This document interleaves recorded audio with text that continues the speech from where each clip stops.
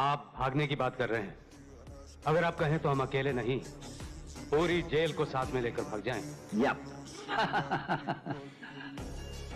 हवाओं के टकराने से पहाड़ में सुराख नहीं हुआ करते। फिर भी हमें तुम्हारा ये अंदाज पसंद आया। ये हमारा वादा रहा कि तुम्हें भागने के लिए ऐसा मैदान देंगे कि तुम भागते भागते थक जाओगे, लेकिन मैदान खत्म नहीं होगा। और जब नजर उठाकर ऊपर देखोगे तो राणा प्रताप सिंह तुम्हारे सामने कानून की मजबूत दीवार की तरह खड़ा होगा। बंद कर दो इन्हें।